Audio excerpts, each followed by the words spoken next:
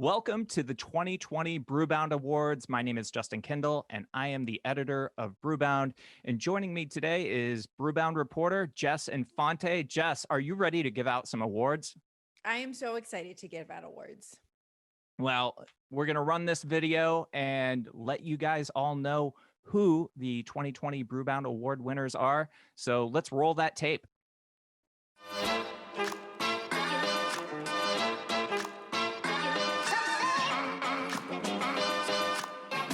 The 2020 Cause of the Year Award goes to Weathered Souls Brewing for Black is Beautiful, a collaboration aimed at raising awareness to the injustices faced daily by people of color. After protests against police brutality spread across the U.S. following the killing of George Floyd, a black man who was suffocated by a police officer who pressed his knee into Floyd's neck for nearly 9 minutes. Weathered Soul Brewing co-founder and head brewer Marcus J. Baskerville launched the Black is Beautiful initiative. Participating breweries were asked to donate 100% of their version of Black is Beautiful Imperial Stout to local organizations that support police brutality reform and legal defenses for those who have been wronged, support local equality and inclusion efforts, and commit to the long-term work of equity. Nearly 1,200 breweries from 50 states and 22 countries committed to take part in the Black is Beautiful effort. Boston Beer Company and their Truly Hard Seltzer line is Brewbound's 2020 Beyond Beer Company of the Year. Firmly entrenched as the second largest hard seltzer player in the U.S., Boston Beer Company's Truly Hard Seltzer family grew into a top 10 best-selling brand family according to market research firm IRI. Truly rode the wave of one of its top innovations in 2020, Truly Lemonade Seltzer, to become a top 25 selling brand. The 2020 Person of the Year Award will be shared by 4 individuals for their efforts to make permanent the federal excise tax cuts within the Craft Beverage Modernization and Tax Reform Act. Permanence for the tax cuts was a nearly 2 decades-long effort that finally came to fruition in December 2020 as part of a relief package passed by Congress and signed by the President. Brewbound's 2020 Person of the Year is shared by Brewers Association President and CEO Bob Pease, Brewers Association Director of Federal Affairs Katie Marisick, Beer Institute President and CEO Jim McGreevy, and Beer Institute Senior Director of Federal Affairs, Joe Heaton. New for 2020, Brewbound is honoring one person for their advocacy for and contributions to the beer industry. For advocating on behalf of small brewers and small businesses during the COVID-19 pandemic, the first Beer Champion Award goes to co-founder and chief brand officer of Denizens Brewing Company, Julie Verratti. The 2020 Large Brewery of the Year is awarded to New Belgium Brewing Company. A year after the Fort Collins, Colorado headquartered craft brewery was acquired by Keurig-owned Lion Little World Beverages, the company prospered behind the Voodoo Ranger line of IPAs. As consumers shifted their purchasing to off-premise retailers, New Belgium thrived, claiming 5 of the top 30 best-selling brands according to IRI. Voodoo Ranger Imperial IPA became the company's flagship offering in 2020 and the 3rd best-selling IPA in off-premise retailers. Portland, Maine's Allagash Brewing Company is Brewbound's 2020 Craft Brewery of the Year. Founded by Rob Todd in 1994, Allagash has established itself as one of the most respected craft breweries in the nation. Allagash lost about 70% of its sales when the pandemic shut down on-premise business in March 2020. The company then poured several years of innovation into 3 months and launched several new brands, including Little Grove Sparkling Session Ales. The company also donated $10,000 through the Black is Beautiful program to Indigo Arts Alliance, a nonprofit organization committed to the artistic development of people of African descent, and Maine Inside Out, a nonprofit organization that collaborates with incarcerated and formerly incarcerated youth to create art for social change. Throughout the pandemic, Allagash kept its focus on its employees, instituting programs to combat isolation and making mental health counseling services more accessible. In an increasingly challenging and competitive craft brewing industry, these 6 players emerged as rising stars to watch in the coming years. Athletic Brewing Company, Stratford, Connecticut. Bow and Arrow Brewing Company, Albuquerque, New Mexico. Green Bench Brewing Company, St. Petersburg, Florida. Jack's Abbey Craft Lagers, Framingham, Massachusetts. Other Half Brewing Company, Brooklyn, New York. Urban Roots Brewing and Smokehouse, Sacramento, California.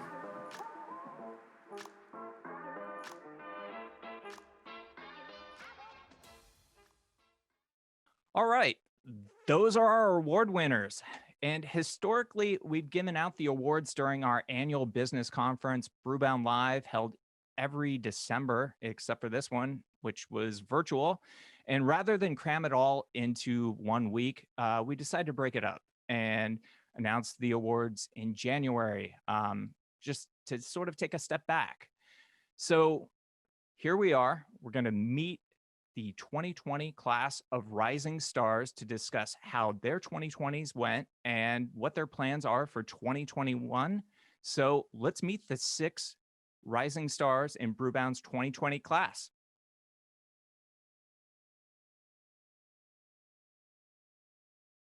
And now we're joined by the founders of Brooklyn, New York, headquartered Other Half Brewing Company. Here today are Sam Richardson, Matt Monahan, and finally, we've got Andrew Berman. We're glad that all of you could be here today and talk about the 2020 you guys had. It was a challenging year, but it was a big one for you guys. You opened a new location in Washington, D.C. You launched the All Together initiative with Stout Collective and Craft Peak to raise money for laid off hospitality workers. So when you guys look back at 2020, how do you reflect on the year that Other Half had? Well, I would say we look back on it, and I think we see a lot of positives. We're very fortunate this year to be able to keep moving forward despite all the setbacks that the industry as a whole and country as a whole is facing. Obviously, there's a lot of things we would have liked to do that we couldn't, but in all, I think that it was a great year for us. Yeah, I can definitely second that. We're super fortunate to have the staff that we did, and and a ton of Andrew's leadership through reorganizing just how we do business. We were able to sort of pivot in ways that we didn't expect to be able to, and it worked out for the best, and we were still able to sort of get our product into the hands of the people that were asking for it. Time and time again throughout the entirety of the year, which is great. So like Justin said, you guys had a big year and you made a lot of moves. What do you think are the long lasting implications of the business changes you made this year, and how can we expect them to carry on into the future? Let's start with you, Sam. Well, we had to do a lot of thinking about how we do business. Most of our business to date had been, or pre-pandemic, was directly out the front door of the brewery, and it became more difficult to do that as people were restricted in travel. So we had to rethink that some. As far as the long term, I mean, I think that there was always going to be a certain amount of beer that's going to leave the brewery in ways we hadn't expected originally. But we are looking forward to getting the community back into our breweries once that happens. It's a big deal for us to have people in-house interacting with our people, and that's just the best way to promote beer. Great. And then how, we talked a little bit about the new DC location. So how do you guys see that affecting Other Half going into the future? What do you think, Andrew? So DC is, as Matt was saying, a place where was built for people to come on site. And it's one of those places that we did an amazing job of just having everything ready. And then the pandemic hit. So we're really excited to get past this point to really showcase an element that we don't have in Brooklyn, which is getting a huge amount of people on site and have really cool events and have festivals and have things that are really specialized for that area. Matt, how do you see that location and the other two that you guys run sort of accelerating the business in 2021? I think the overarching goal of Other Half has always been to sort of get our beer into as many people's hands that want it. We've never really shoved anything down someone's throat. We're always trying to keep up with the demand. DC allows us to sort of reach pockets of the region that have been asking for our beer for a long time. and are now able to start seeing it on a regular basis.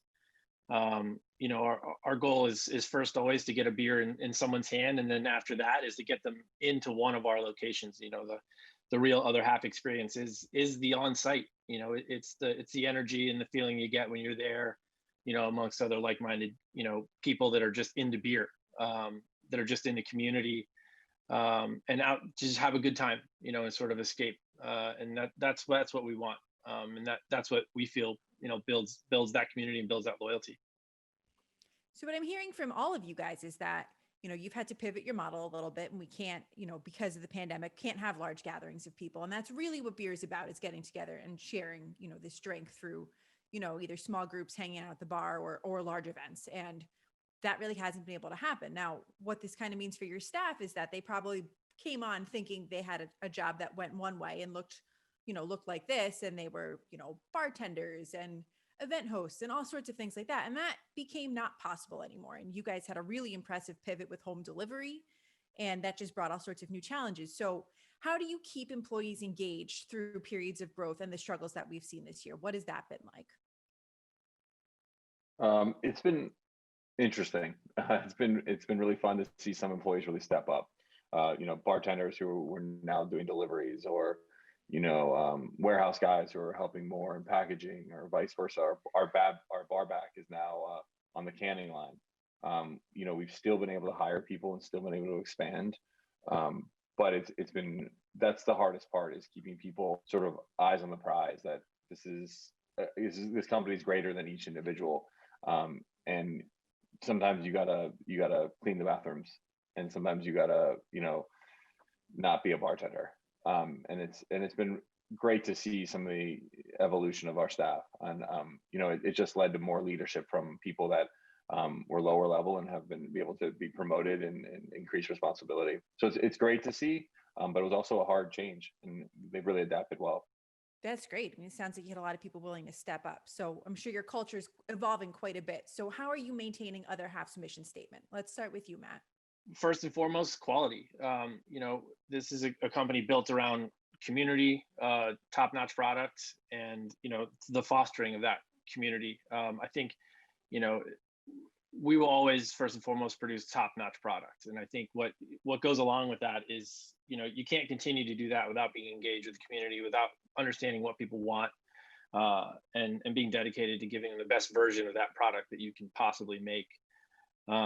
You know, we're going to make whatever changes we need to make to keep going. You know, this company's, we fight. You know, we're not going to let things happen to us. We want to make things happen, and that's sort of been the priority. And I think that's really the stepping off point for anything else. Sam and Andrew, how did you guys, as far as culture and mission statement goes, how did you see that evolve this year, or last year, I should say, at this point? As our cultures evolved and how our missions evolved, I think one of the biggest points is being an example of it. Innovation from Sam, you know, leadership from Matt, being part of the culture, and that's sort of like our jobs have changed a lot. Where, you know, we were delivering beer 5 years ago, and now we're sort of like we're the guys who have to promote the culture and push forward. We have a all staff meeting right after this, and it's really just to promote the vision and what we're doing as Other Half. And I think our job is the three of us is to really be examples of what we want at the brewery and let people follow. And it seems to have worked so far, whether it's making great beer, or whether it's, you know, making sure the schedule is equitable, or we're, you know, expanding into DC, or, you know, any other projects we're doing. We're trying to be examples of it every day. I think that's the hardest part we have of our jobs. Yeah, I did think about that for a second. When I think about it, I don't think our mission statement has really changed. The mechanics of a lot of what we do has had to change this year out of necessity. But I think our mission statement is, you know, just to boil it down quick, is, you know, community, community, community. Like, we try to keep the beer close to home as much as possible. It's not always how it goes, but for the majority of the beer we sell is direct to people in our community. And as we said before, people come into our tap rooms to engage and be part of the community that is our brewery and staff, and also their friends that come into the tap room and their new friends that are coming into the tap room. So I don't think that's changed, which is good. Matt, so when you look ahead to 2021, which we're now in, where are the opportunities? What are the opportunities that you see for other half? I truly believe that there is a ton of pent up demand.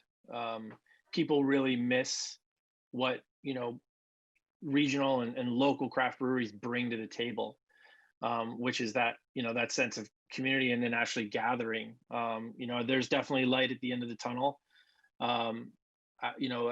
As leaders of the company, all we're trying to do is set ourselves up to be ready to accept that demand when it's unleashed.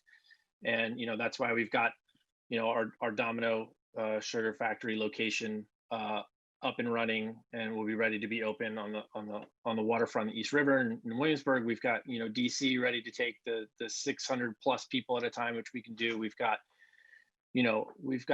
online experiences coming for our Pastry Town and Green City festivals. We'll be adding to that. I think just being prepared and ready for people when they want to come back out, that's all we can really do. And then with increased production, we're able to sort of get our beers into more people's hands, and in turn get them down to the locations to see what other half truly is about. How are you guys defining success moving forward? Has last year had any impact on that? What do you think, Sam?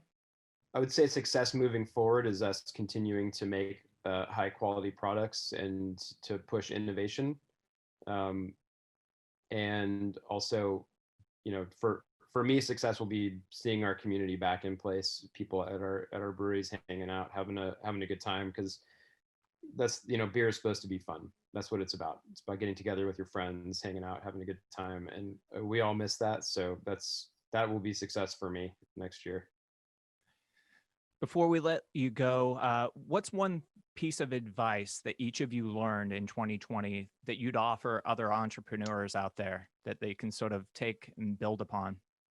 Stay loose, be ready to pivot at any moment. Even pre-pandemic, you still had to think that way, but that really highlighted it. Definitely have a team. I think one of the strengths of other half is the fact that there's 3 of us, and there's 117 of us. You depend on your team; they'll pull through. Stick to your vision.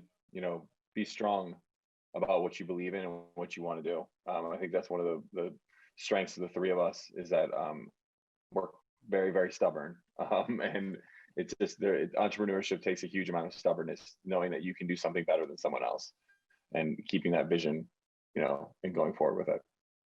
Thanks, guys. We really appreciate you joining us today, and congrats for being one of our rising stars this year. A huge welcome to our next rising star, Shila Shepard, the founder, president, and CEO of Bow and Arrow Brewing in Albuquerque, New Mexico. Shila, thanks for being here with us today. How are you? Hey, thanks for having me. I'm doing well. We're really excited to have you guys in our Rising Stars class this year. You've had a big year with a bunch of highlights. You installed the canning line to be able to pivot your business model. You created Desert Water, which is a really innovative line of hard sparkling water to offer drinkers something different with different flavors. And then I saw over the fall, you released Curio, which is the first beer aged in the foeder that you guys picked up from American Solera in Oklahoma. And you've got a really robust barrel souring program. So what other highlights from the year do you want to share with us? Oh man, those were some of the major highlights for the year.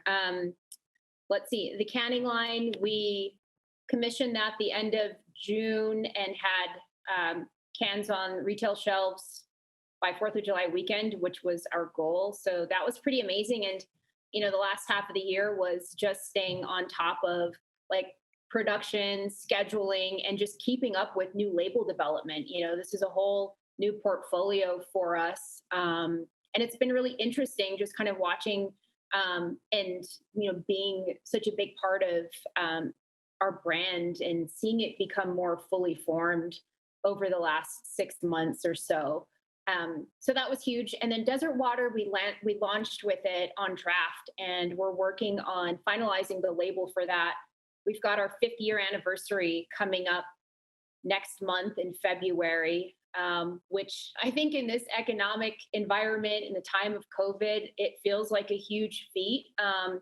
So we want to do what we can to celebrate that, but we'll launch our Desert Water in cans next month. And again, we want to feature local indigenous ingredients. So we've got prickly pear, juniper berries. We're also adding a little lemon peel to that as well. So with the canning line operational, a hard seltzer essentially in tow, what are sort of the long-lasting implications of some of those moves that you've made this year that are going to affect the business this year and, well on past your 5th-year anniversary?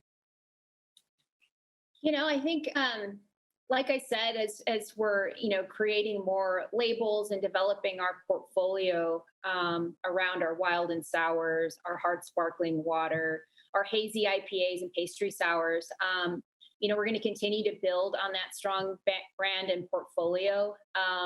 And also we're seeing a lot of interest coming from outside of New Mexico into new markets. So we're focused on being, very strategic about where we choose to pursue and push our brand.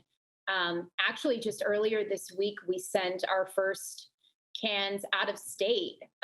So that was a huge milestone and win for us. We really try to focus on the wins, big or small these days. But we've got beer heading to Oregon soon. So I think just continuing to, really foster and develop that and, stay close to kind of what we see as our brand and what we're about, because it becomes very challenging to make sure that we are kind of staying on brand and within how we see ourselves as a company and as a brand. So those are interesting and fun challenges to be faced with right now. It's much better than where we were at the beginning of COVID, when pre-COVID, the majority of our revenue was from on-premise sales. And we were watching beer, expire in tanks and doing what we could to fill crowlers and growlers. And then suddenly crowlers were, in short supply. So it was just such a crazy time. So I feel very fortunate to be faced with the challenges that, we're seeing right now. So through all of that, and it's been quite a year and quite a roller coaster, how do you keep employees engaged during periods of growth as well as the hard times, like you just mentioned? Sure. We try to keep a really positive and supportive workplace. I like to operate with a sense of gratitude, and I really try to make it a point to tell my team that they're doing a great job. And, I really mean it. They are. So I want to be mindful of that and continue to really, encourage our team and let them know that they're doing a great job. We also strive to be solutions focused and not try to dwell too much on the problems themselves, but really learn from them and move on. Like 2020, showed us last year is, we're capable of making decisions and being very decisive. But there always comes, unintended consequences or things you have to learn from. And we just don't have, time or energy to dwell on them too much. So we do that. And like I mentioned earlier, we really try to celebrate our wins, big and small, which keeps things positive and reinforces balance. So yeah, like last year, the cans all day, or last week, earlier this week with the cans going to Oregon, throughout the whole day. I know every one of us on the team were like poking our heads out the door to see outside whether the delivery truck had arrived yet. So I think maintaining that positive atmosphere is really key in this time. You mentioned that new market expansion to Oregon. Is this something you're looking to do more of in 2021? Yes. But again, we're being very strategic about where we're placing, our product and brand. So we're working on what that strategy looks like. And obviously distribution and, the regulatory environment within each new market is very different. So we're being, really thoughtful about how we pursue that. Where might you look to go next? Well, that's still, in discussions and in research right now.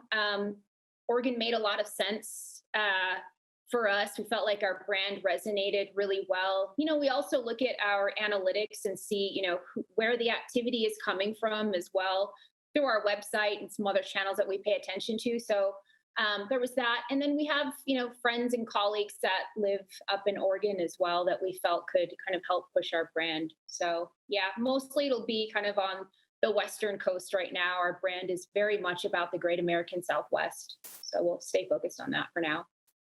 So when you think about 2020 and all the lessons that you've learned from, you know, everything you've been through, what do you think is one piece of advice that you would offer other entrepreneurs? One piece, I would say, I mean, I think being flexible and willing to adapt is an obvious one. So I won't focus too much on that. But I would say, don't be afraid to reach out for help, but be sure you do your own research and put the effort in first. This way, when you reach out to people, you have specific questions, and then others can more easily figure out how they can help you. That's a good one. Where do you see the opportunities for bow and arrow? What are sort of your focus areas this year, and where do you see the white space? Yeah, so again, the canning line has been huge for us. And there was a learning curve for that as well. So, you know, keeping focused on that and the ongoing development of our brand portfolio will remain a top priority this year, along with ramping up those, you know, distributions to key market strategies. And also, it's important that we keep evolving and focused on our plan for safe reopening of our indoor spaces. We had put our first offsite tap room on ice in favor of the new canning line last year. And so this year we'll get moving on that as well. So, and then just managing this growth and staying on top of production schedules and all of that is top priority as well. What does the timeline look like for your second tap room? You know, it's just a matter of doing the build out. It's a vanilla shell right now. So, I mean, we still have to like rough in for plumbing and electric and build walls and restrooms and stuff. But, you know, it's not a huge space. It's 1,200 square feet. I have to get the plans, kind of some changes approved. But I think once we get rolling on it, probably I would say like within second quarter would be the goal. It just kind of depends on how COVID is evolving, but I want to really start chipping away and making some progress on that. So as COVID has really changed the way a lot of folks look at the business, in the future, how are you defining success for bow and arrow? Well, not only surviving this COVID world, but I think becoming a sought after brand where we're brewing as much as we can and brewing the beers and styles that get us excited. You know, Curio was a good example of that. I mean, it was a rough year and, you know, wild and sour programs and our foeder age beers, they just take longer. They take more kind of love and care. So we stayed focused on those things and it brought a lot of joy to what we were doing. And it was so refreshing and exciting to actually see how well this beer and the series have been received. Shelley, your voice in beer is very strong and very looked up to and very unique. And I think you've really been seen as a thought leader this year in terms of how people who are traditionally underrepresented in the beer industry can like somebody that can be looked up to. So do you do any mentorship with fellow brewers, or do you have any advice for anyone who maybe doesn't always see themselves reflected in beer, but wants to be a part of the community? Yeah. So, I mean, this past year, not as much. I feel like a lot of people are in survival mode, but I've definitely made an effort this year to engage in having some of these really difficult conversations, you know, sharing some of these experiences that I don't always want to look back on and rehash and think about. But I think sharing these experiences is really powerful. I've gotten really great feedback on just saying, you know, like, hey, I've experienced something similar and you're not alone. So I think there's a lot of power in doing that. So I've definitely made an effort to take on those opportunities, even though it's hard. It's emotionally taxing to rehash, you know, some of these experiences. So there's that. And then just, you know, I have native folks, I feel like on more so than like in the brewing world, but just in general, being a native entrepreneur is like bringing some attention to me. So I'll get, kind of random social media messages or emails that, I make it a point to respond to, and just encourage them, because, a lot of business and entrepreneurship is action. And whether or not you're successful or you fail, you learn something. But I think the most important part is just to move forward, put yourself out there. This has been awesome. Thank you for taking the time out to share with us today. And we're so excited to have you as one of our 2020 rising stars. Oh, thank you so much. It's such an honor. So let's welcome our next rising star, Christopher Johnson, head brewer and co-owner of Green Bench Brewing in St. Petersburg, Florida. Thanks for joining us, Chris. Hey, thanks for having me, guys. I'm glad to be here with you. We're so happy to have you as part of our 2020 Rising Stars class. And 2020, not a great year due to the pandemic, but Green Bench persevered. You guys did a lot of cool things from your, I guess, all of the philanthropic efforts that you did, such as Taps and Scraps or the holiday toy drive with beer culture. And, when you reflect on 2020, what stands out as some of the highlights for Green Bench? Well, unfortunately, obviously, some of the highlights were sad and difficult and hard. So I think what the first thing I think about is the day that we had to lay off most of our staff and how difficult that was. A lot of them had been with us pretty much since we opened, so that was very hard to kind of say goodbye to them, at least for a short period of time. But at the time, it felt indefinite. We had no idea how long it would have been till we could have brought anyone back. So honestly, that's probably the biggest highlight in my mind, was that day and how difficult that was. And then it's followed up by the day in which we were able to call a lot of them back and say, we're opening back up and we're excited about that. Unfortunately, then the next thought would be the second time we got shut down, and then subsequently us then reopening, which has obviously been, it's been a roller coaster of a year, but I think in the end, it made us all really confident, I think, in the future. It made us feel as if we could kind of weather any storm that came along. It gave us it just gave us a lot of confidence in each other. And then I'd say the next thing would really be how well our staff has actually managed the pandemic without really having to put too many guidelines in place. And we have guidelines in the tasting room for customers, but not really guidelines on the staff. We've been communicating so well, and our staff has taken it upon themselves to make sure to get tested very often, to make sure that we're constantly communicating with each other. I mean, the simple fact is, as if more than 2 people at once are positive with COVID, we have to shut the tasting room down. And that's not really something we can afford. And so without having to tell anybody, everyone, including myself, we get tested every week. We constantly talk to each other. If someone is positive, we isolate immediately. And then as a business, we've been able to find a way to continue to compensate people when they haven't been able to work. So honestly, I think going into 2021, we feel extremely positive and confident in our ability to manage ourselves through very difficult times, as difficult as we ever could have imagined. And then on top of that, it allowed us a lot of time, and the time that we had, we used it to try and give back to our community. We used it to try to, as you mentioned, the toy drive and back to school drive, beer culture for the kids. And then I've been able to spend a lot more time in a lot of nonprofits here locally that have really just have meant the world to me. That's awesome. I mean, in the words of esteemed, noted scholar Kelly Clarkson, what doesn't kill you makes you stronger. So you guys definitely have one of those years. I know the last time we saw you during Brew Talks over the summer, you guys were dealing with a lot of really confusing stuff at the state government level. So how has any of that changed your operations? Yeah, those were so frustrating. I mean, obviously, I definitely remember talking to you guys and being just so unbelievably frustrated that even the people telling us what we could and couldn't do didn't know why or how, or didn't know what the details were of what we were allowed to do and what we weren't allowed to do. Honestly, and luckily, soon after we had our conversation, the governor actually came here and had a sit-down conversation with us, and he basically said, "Look, we need to open you guys back up." But it's up to everyone to be responsible so that we make sure that we can stay open.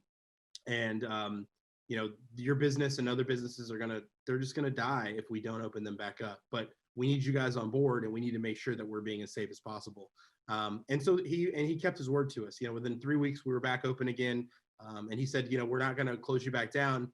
We do have some local ordinances that actually we support anyway. We would have done even if they weren't available, like mask wearing, making sure people had to be, separated, and capacity constraints. That frankly, we actually have even denser capacity constraints on ourselves that we personally adhere to.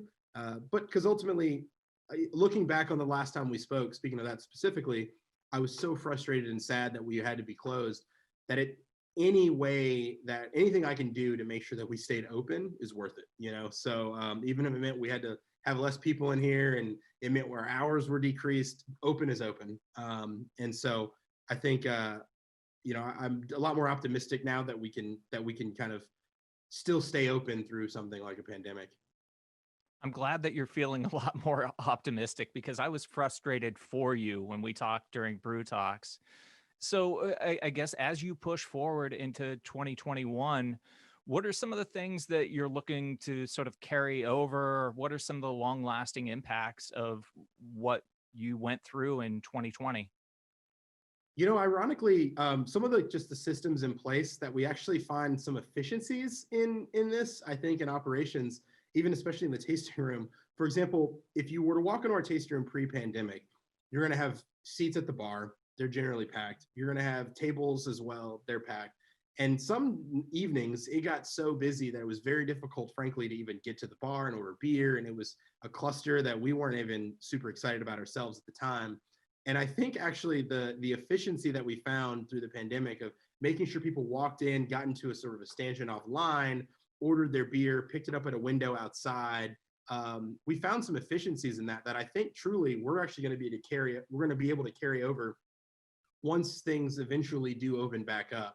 We've actually had a lot of conversations about how we think we're actually probably going to keep that element somehow, and maybe even decrease the bar seating a little bit, because we found that we've been able to be a lot more efficient on getting products to consumers, and then also being able to have a conversation with them instead of a bartender trying to speak through 4 people to get to the person behind them.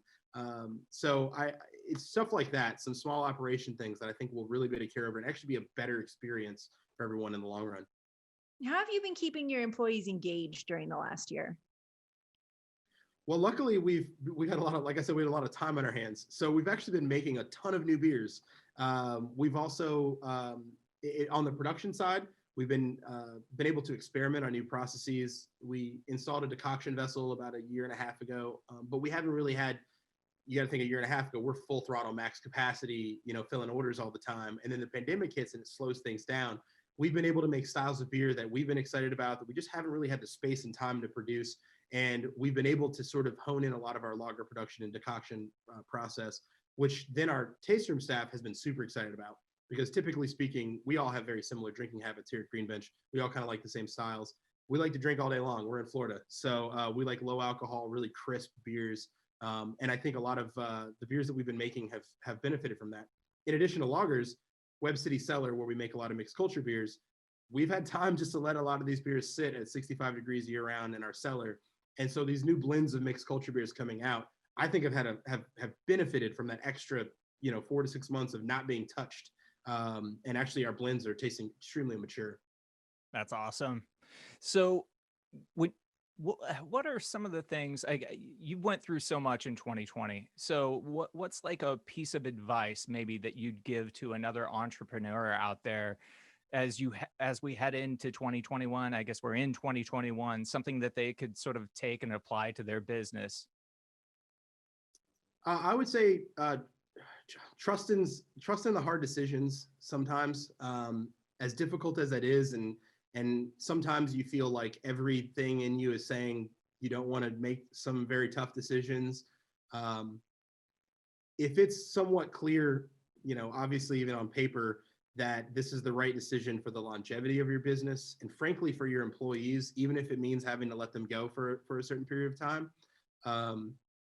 If it's the best for the business, and as difficult as that is, trust in those hard decisions. Trust that in the long run, it's hopefully going to not only make your business stronger, but I think yourself as a leader too. I think we come out on the other side having built even more trust in our staff and our employees, knowing that them coming on the other side, knowing that actually you guys, as difficult as that was and as hurtful as it may have been for everybody, it was the right decision for everyone in the long run. And I think there's a lot of trust that was built in that process.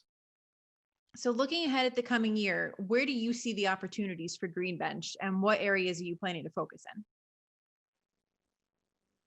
Well, we actually find ourselves in a uniquely advantageous, I think, position, namely because we kind of have capacity now.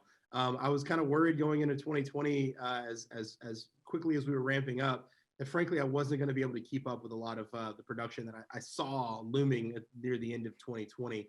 And actually the shutdown kind of slowed us down, which was painful for sure, financially and personally to a lot of people. But what's nice is now looking into 2021, we actually don't have the same production constraints, I think, going into this year. And I think we've been able to spend a lot of that time that we've had off trimming a lot of the fat, if you will, off the business to make sure that a lot of the efficiencies are really going to shine in this year coming forward. That frankly, I was afraid with how quickly we were producing beers. The cash flow was just intense at the beginning of 2020, which is exciting for us because we had never really been ramped up that strongly. But I think this is actually a healthier position than that one was, where we have a little bit of capacity. We have the ability to make a lot more decisions, I think, on the fly due to that cash flow, and understanding that because we had to trim some of that fat and make ourselves a little bit more lean as a business, that I think we're in a better position to manage some of those efficiencies and implement a lot more efficiencies this year. So our hope is that actually we're going to see some really positive financial changes this year. It sounds like you've really been able to sort of take a step back, evaluate the business, and really see where the opportunities truly are, or what's best for the business, even if it was a difficult year. Absolutely. I mean, again, because we had so much time on our hands, there was almost nothing else to do but try to, do your best to see like, okay, well, if and when we come back from this, and if and when we can bring people back, what sort of environment do we want for them? And frankly, what sort of environment would be best for the business as a whole? Let's truly assess what our numbers looked like. I spent a lot of time, to be honest with you, building spreadsheets. I built so many spreadsheets. I got so good at Excel. So we were able to plug a bunch of numbers in, really have really deep discussions about what that would look like on the other end. And yeah, man, honestly, I'm actually excited. And maybe that's because this time compared to the last time we spoke, we're actually open. So I'm pretty stoked. Everything seems to have changed after 2020. How do you view success in the future? How are you defining it? Yeah, that's a really, really good question. I mean, I think the definition of success has definitely evolved for us all. I almost feel like we succeeded by getting through that year alone, right? So by itself, I'm like, oh man, we've reached success. We've survived what was something that none of us could have imagined was going to happen. I think from here on out, it's going to be trying to stay efficient and sustainable. In addition to that, it's understanding that some of the things we were able to accomplish in 2020 because we had that extra time on our hands, things like the philanthropic initiatives that we've been able to do, that stuff meant so much to us personally and as a business as a whole, that I think success moving forward is going to be making sure that stays in the balance of what we do. That it's not necessarily about the ramp up. It's not necessarily about the push to grow. Not necessarily saying that was always our goal, but I think before it happened to us and we were in that position of growing so quickly, it was something that we always wanted. And then having gone through that and then the slowdown and then seeing that like what I'm actually getting back personally and as a business, what we're getting back for doing those and for giving back to our community has been just as, if not more rewarding than anything we ever thought we were going to succeed at or accomplish rather. That's fantastic. We are so happy to have you on our 2020 class of Rising Stars. Thanks for taking the time out to talk with us today, Chris. Absolutely, man. Thank you. Anytime. I appreciate you guys so much. Our pleasure. Thanks, Chris. Hopefully we can come see you soon. Yeah. I know, that'd be cool. That'd be awesome.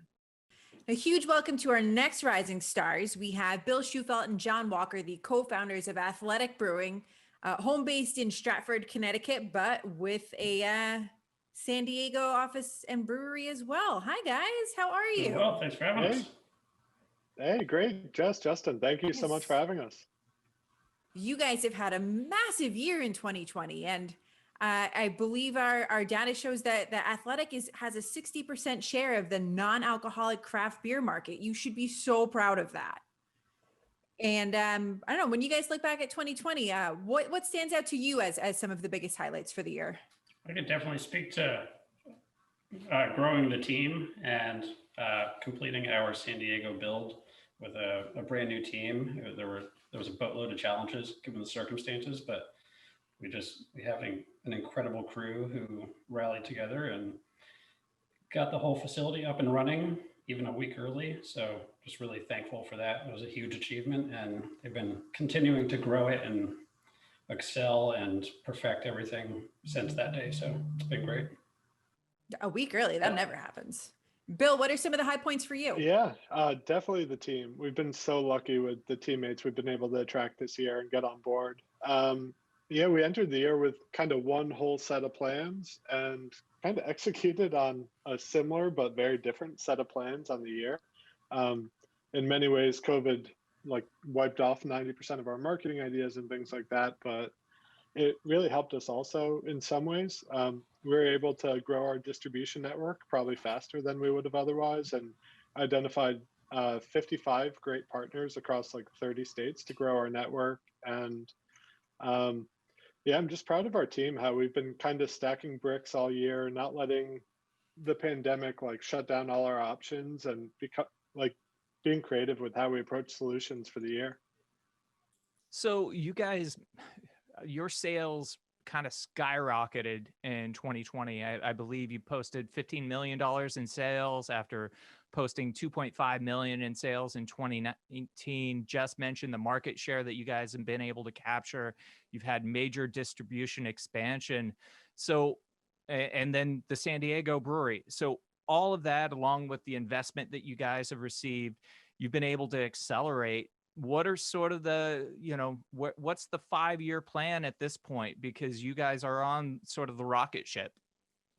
Yeah, it definitely doesn't feel like a rocket ship every day, where something is definitely blowing up every day. I'm just not sure it's rocket fuel. But yeah, it was definitely a good year in terms of 2019 had been very capacity constrained. So we were really excited to get the Athletic West Brewery in San Diego up and running in June, and really be able to serve our wholesalers' needs and meet our online customers' demand. Excuse me, as well. So we're really excited to just be able to get a lot more beer out into the world. In terms of a 5-year plan, I mean, we really don't have any hard and set goals, number forecast. We don't need to grow 20% to pay down debt or any specific metric like that. Our goals are definitely around community, our team, quality of life, the impact we're having on the world. We're super proud to donate over $500,000 to different charitable organizations last year, with 300,000 of that being in our 2 for the Trails program, where we donate 2% of all revenue to trail and park cleanups. So as revenue grows in the year forward, we can make a huge dent in the world by donating more to trail and park cleanups. And so in that, not only are our products having a positive impact on our customers' lives, but then we're having a bigger impact on the environment and being a great example for other companies as well. You both seem so team focused and really employee oriented, which is really great. So how do you keep the team engaged when things are a little crazy? John, what have you found in terms of managing the group? Yeah, no, it's a good question. And especially, not only are we separated largely because of the circumstances, but also geographically speaking now, building this team. One way that we do it is, we're very transparent. We have monthly team meetings in addition to, the 300 Zooms that we all do in any given week with each other. But, everybody comes together and catches up. We share all the news, the happenings of the month, what's coming up in the next quarter, and things of that nature. We've got super active Slack type channels, just lots of lines of communication. And then from a brewing and team development perspective, we've got this brewing program where we've got an East Coast counterpart and a West Coast counterpart, and they work together and collaborate on recipes and brew it at one of the facilities, and we alternate facilities, ship beer back and forth, and then we do group tastings on Zoom. So it's been fun and educational and great for a team and stuff like that. You've had quite a year, as we've just keep saying. So what's one thing that each of you have learned in 2020 that you would offer as a piece of advice to fellow entrepreneurs? Definitely a lot. I know John and I have been no ego from day one. And like, we are very cognizant that just because we had the first ideas in this business, the next 99 ideas are coming from our team. And so we have an extremely horizontal and collaborative team, and a lot of cross-channel communication, as John suggested. And our territory managers were super adaptive during the whole downtime. There were extended periods, I think 3 different times, where we pulled our full territory manager team off the road for more than 3 weeks. And in that, I would say we didn't really miss a beat, from sending out postcards to accounts, sending out samples, like all sorts of different initiatives. I think it's really just like staying close to your team and encouraging that transparency John was talking about, and like a not afraid to fail culture. Yeah, that, and I echo that, but then also go along with just trust your teammates. We're all here together on the same mission, and like Bill said, we've had some great ideas, but there are lots more out there. And so just being willing and open-minded to accept different ideas so that you can succeed and adapt in challenging circumstances. Bill, you mentioned not having an ego or staying humble. How do you stay humble when you have a slate of celebrity investors such as JJ Watt or Justin Tuck? I mean, those guys are like exactly as advertised. JJ was really into us because of our charitable element. So was Blake Mykowski and Lance Armstrong with his associations with Livestrong. I mean, these guys all led with impact first, and that was kind of like our health impact, and then our like charitable impact are things they were tied to. I mean, it's easy not to have an ego when you're making most of the mistakes at the company, for sure. Also, but yeah, it's also really just being customer focused. I mean, we're always like razor focused on what our customers are saying, and like they kind of drive everything we do, and we're always listening, be it quality, iterating better experiences, responding to reviews and things like that. So yeah, we're just kind of so busy. There's definitely no room for ego. Where do you guys see craft non-alcoholic beer going in the next couple of years? Is there a ceiling? Are we just like getting started? What do you think, John? I think we're just getting started, and you're seeing that with all the other brands that are coming to market, now or soon. I think we've had a great time like early on, but everybody's catching up and realizing that this is also just a great opportunity. It's just another great beer. It's additive, and everybody can do this, and we're looking forward to everybody else helping to build the category, because we definitely can't do it alone. So people are catching on, and it's great for you, and the public is following suit. So it's pretty exciting to see the growth. Did the interest in non-alc that grew over the pandemic surprise you guys at all, or was that something that you thought was coming? I actually think it's probably what it would have done regardless. It had been on this trend of acceleration. So the category grew 6% in 2018, 23% in 2019. And even before March, it was tracking up 40% year to date.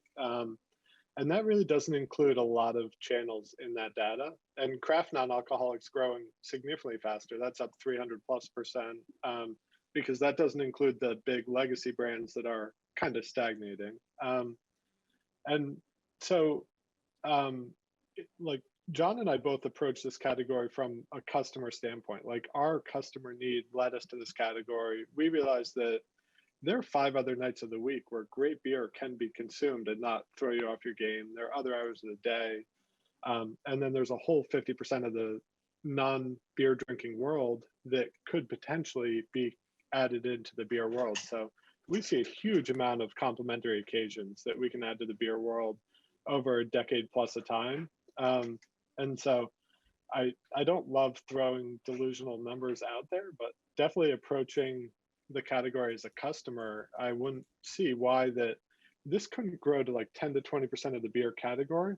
But it's not that it's cannibalizing share. I think it's just adding those days to the week into it and stealing from all the gaps in ready to drink, soft drinks, non-alcoholic drinks, sugary sodas, things like that, and bringing it to beer. When we look ahead at 2021, where are you seeing the opportunities?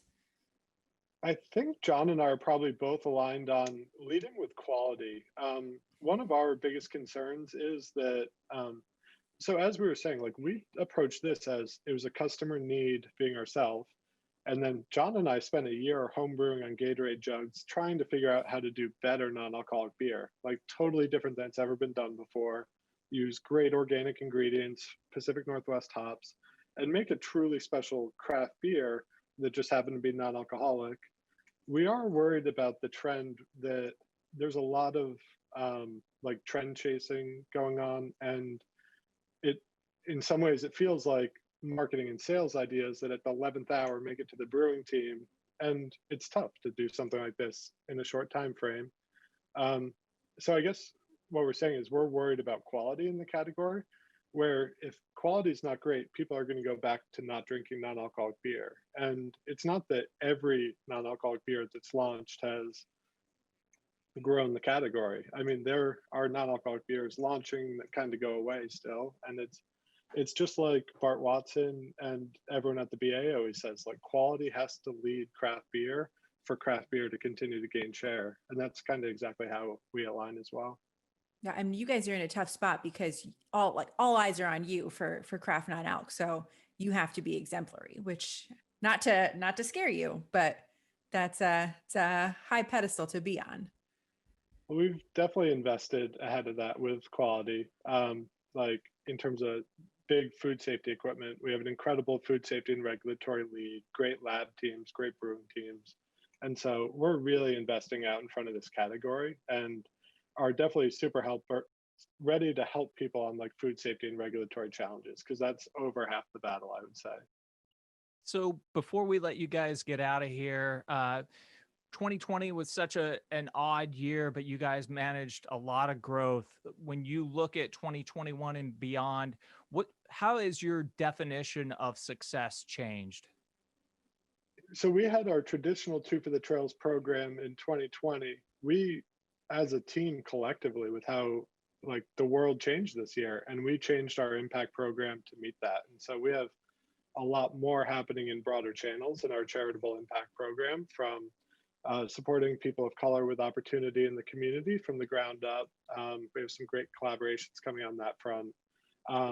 The National Restaurant Association Employee Relief Fund, we made a huge effort in the beginning of the pandemic with that. And then, so like definitely bigger impact is kind of what we seek to have.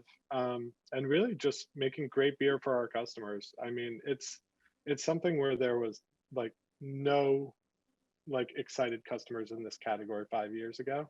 And like now we're doing these incredible limited release programs and all this fun experimentation. So it's just a totally new world out there, and we're excited to have a great team and great breweries.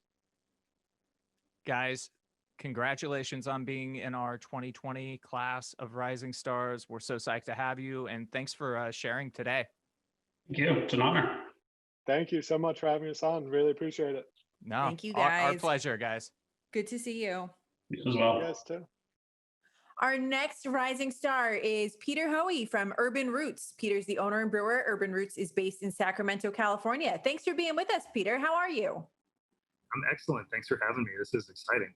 Oh, so glad that you can make it. And we're really excited to have you in our 2020 class of Rising Stars. You guys had quite a year. You're really food focused and had a lot of really interesting pivots in terms of food service, which we found impressive. But you did quite a few collaborations in the year. So in August, you guys teamed up with Allagash in Portland, Maine to brew a beer for Fresh Fest. In December, you partnered with our friends down in the LA area, Crowns and Hops, and you've launched DTC shipping within California. So that's quite a bit. But when you look back on 2020, what were some of your own highlights for the year?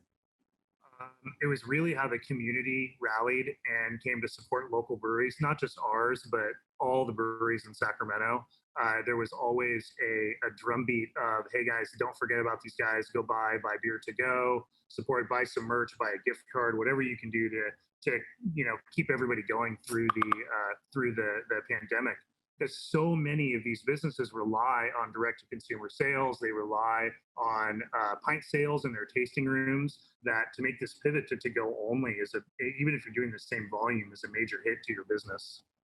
When you're pivoting and you're making changes sort of on the fly and you're trying to make it through, and clearly you have. Now that you're on the other side, or at least hopefully we're sort of on the other side of this, what do you see as some of those long-lasting implications for the business moving forward? For ours, we were really nimble and we did not make long-term decisions or long-term commitments based on these short-term issues, right? I mean, it's a year, but in the life of the business, it's short-term. So we're still fairly nimble and can go back to being a brew pub. I mean, prior to this, we would package beer once a month, maybe once every other month for a special can release, for a collaboration, for something of note that we wanted to kind of get out into the world. But I mean, really, we're a brew pub. We're a restaurant.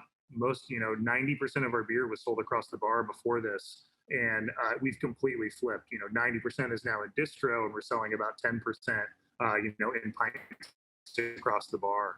So when we're able to open safely again, we can go back to being a brew pub. So it'll change in that regard, but it's going to be, that transition is going to be hopefully what starts happening this year, and we can kind of see how that plays out. So you guys have had quite a year and lots of ups and downs, but a lot of uncertainty. And how do you keep the employees engaged throughout all of that? Well, in the brewery, we were actually up in production over last year. So we added staff, and just keeping busy is keeping them engaged. Prior to canning and bottling all this beer, we would just fill serving tanks. So there's a whole nother component of a day required to package beer. But really, so we're busy for one. But the other is, I just asked the team, I said, what do you want to brew? Like, this is like, we have to figure out like what styles, and we've always brewed a really wide array of styles. We're like, this is, what styles of beer intrigue you? What do you want to brew? And it relaunched our Saison program. We'd always produced a bunch of them, but like the first 3 beers when we were shut down that we brewed were, mixed culture Saison, mostly Brett forward beers that take 2-3 months to produce, because we're like, we don't know when we're going to be open to the public again. So peppering in a wide variety of styles. And like I said, fortunately, we've just been really busy on the brewing side. We're now 9-10 months into this pandemic. So when you look back at 2020 and you're able to sort of reflect, what's maybe one piece of advice that you could give another entrepreneur out there that they could apply to their business? Well, obviously be nimble. You need to react, and not just in your creativity for how you're going to market, but changing your direction to fill a need. And what I mean by that is, when this first happened, we knew that families needed inexpensive, fast, good meals. So in the kitchen side, we started doing family meals right away. That was a need that we felt in the community. On the brewing side, the need that we were feeling there was for distribution. We hadn't sold to grocery stores before, so we started going into grocery stores because they were asking for our beer, and we now had capacity to do that. And then the other thing is, one of the first things that my business partner and I talked about was readjusting what our goals were. Because it's really frustrating if you're growing at 30, 40, 50% a year, and you're profitable and you're reinvesting and you're having that type of success, to then say, well, crap, like we actually were down 35% in Q2 of last year. Is that failure? And then redefining what your success is. And we had the most beneficial conversation to say, all right, success is now meeting payroll, paying rent, and being open tomorrow. And the main thing was, we put all the focus on our staff and stopped really stressing about high labor costs, or, obviously, don't push into the red, but like our target labor costs changed to make sure that we were still paying our employees, that they were taken care of. And then job 2 was, all right, can we be profitable operating this way? So you guys made this big pivot to distribution, which was new for you. Mhm. Do you have any plans to expand that into 2021? Right now, we're just kind of holding where we're at. We did take on. We'd already been in discussions with Upstanding Distribution in Oregon. We were going to launch them, or actually, I think we did launch them in January already, right before this happened. Since the pandemic, we signed with Culture Beverage in Colorado. We're kind of holding where we're at as we wait and see how things unfold. So like I said, we have a very large restaurant. We sell a lot of our volume here on site by the pint. So we want to be sure to support our distribution partners going forward. We don't want, I've seen a lot of breweries go out and sign distribution contracts to keep the lights on, to get sales going. And we don't want to have to roll anything back with any of the partners that we select throughout as we slowly increase our distribution. We've always been with Lime Ventures in California, and they've been a fantastic partner through this. We approach each of those relationships as a partnership, and we don't want to be opportunistic, and we don't want to have short-term relationships. So right now we're in kind of a holding pattern with those three plus our local distro. The short answer is we'll see. I need to see what it's going to look like when things open up, how they open up, at what stage, what capacity we can have in the restaurant. Because like I said, the restaurant is a big draw for our volume. And we're piling all of our profits into expanding, buying more tanks, canning lines, etc. And this year, I think everyone is like, well, let's just hold and see what happens. So I'm not going to have, 4, 5, 6 new tanks this year. Very likely won't have that to be able to start adding more distribution partners. It's really smart. I feel like you guys have really, weighed all of your options and made really, really intelligent business decisions in the past years. That's good. We question that sometimes. We're trying to do our best. So reinforce that more. We like. Well, we are psyched to have you in our class of 2020 Rising Stars. Congratulations, and thank you so much for taking the time to chat with us. I would really appreciate you giving us a little focus on this. So it's really we're honored to be here. So thank you so much. Cannot wait to come out for dinner and a beer whenever we're allowed to travel again. Your place is awesome. Yeah, I can vouch. It's awesome. So yeah, I remember you came through during the summit, I believe, right? Yeah, definitely.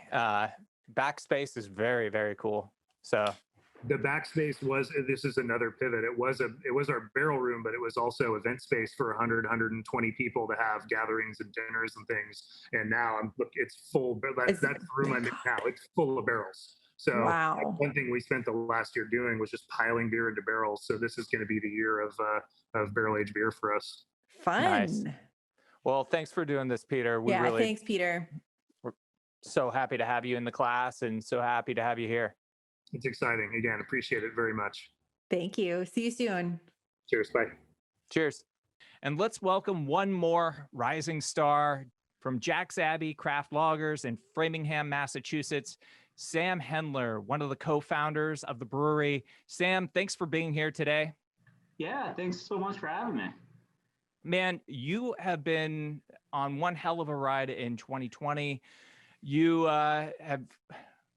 let's start with like the thought leadership that you had to do as the president of the Massachusetts Brewers Guild, leading the guild, helping finally achieve franchise law reform in the state of Massachusetts. You've made pandemic pivots. Plans were scuttled, but you sort of made the best of things. And you guys stepped up, offered free meals for local students when schools first closed.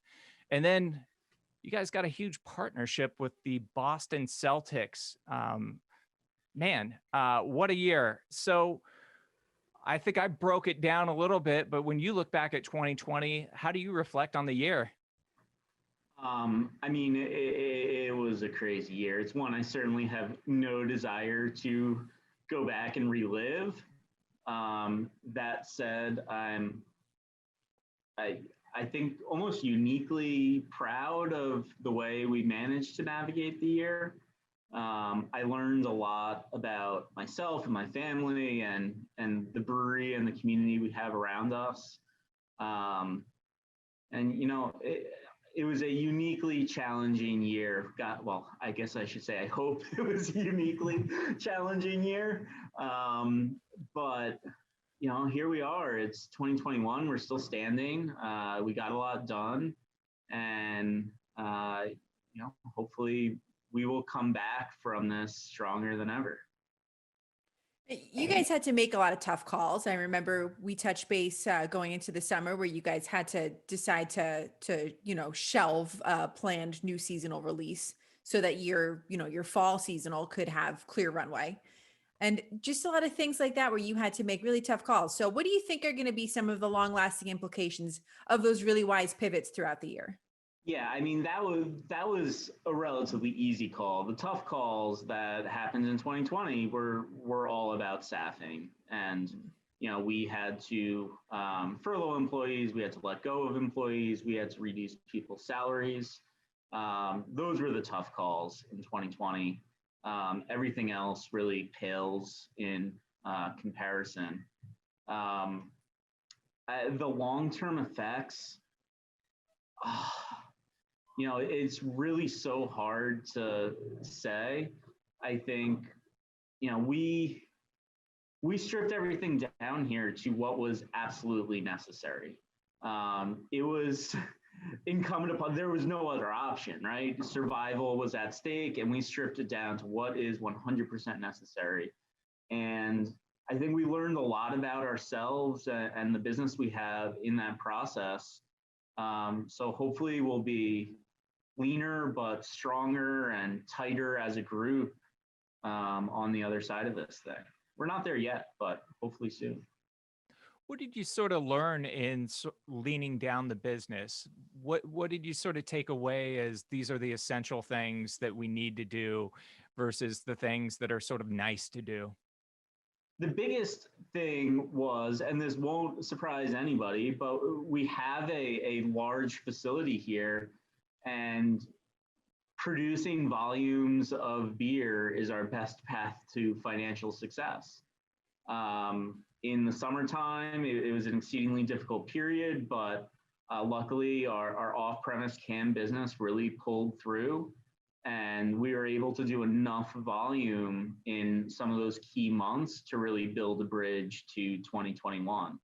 And it's just one of those realities about the beer business is you either need to do a lot of volume or you need to do a ton of direct to consumer at super high margins. And I think we were kind of in a middle ground on both, where we were doing a lot of both, but we weren't the biggest of either. But seeing the way we could perform getting beer out of this facility in the summer months was really encouraging, and I think paves a road for us forward. You talked about having to make a lot of tough calls with regards to the staff, and I'm sure they've really felt the stress of the year as well. So how do you as a leader keep the team engaged and motivated when things are so unpredictable? I mean, for sure, the toughest challenge in 2020.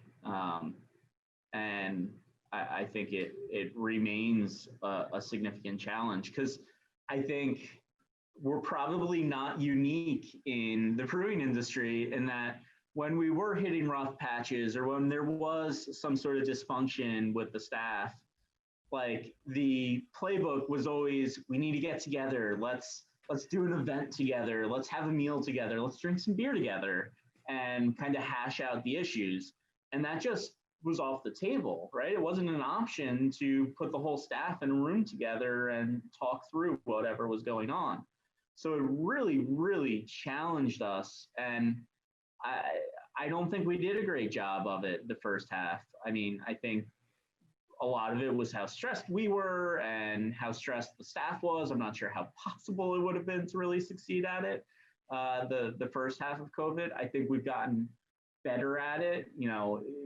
Things like Zoom and making sure people are updated. A lot of that happened naturally. We would all have lunch together in the beer hall, and there was just this natural conversation. And hey, we need to build in structured communication where the whole team knows what's going on. And it can't just be Zoom because some people don't engage on Zoom. It can't just be email because some people don't engage on email. It can't just be any one thing. We really need to do a lot more in the way of internal communications. And, for better or worse, probably for worse, just talking about internal communications in depth is not a conversation that had really happened much at Jack Savvy.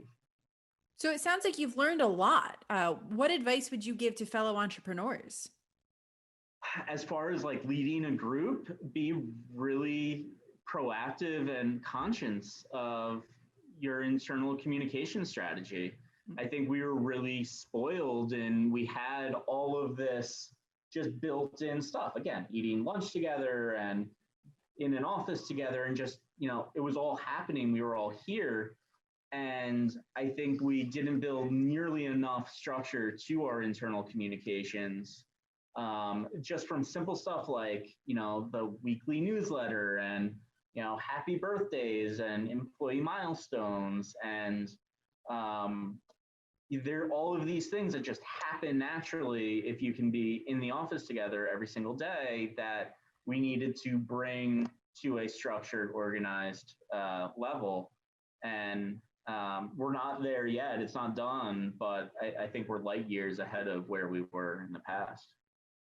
So I mentioned the partnership that you all have with the Celtics at the top here, and that it's a collaboration beer, Pride and Parquet, a hoppy lager.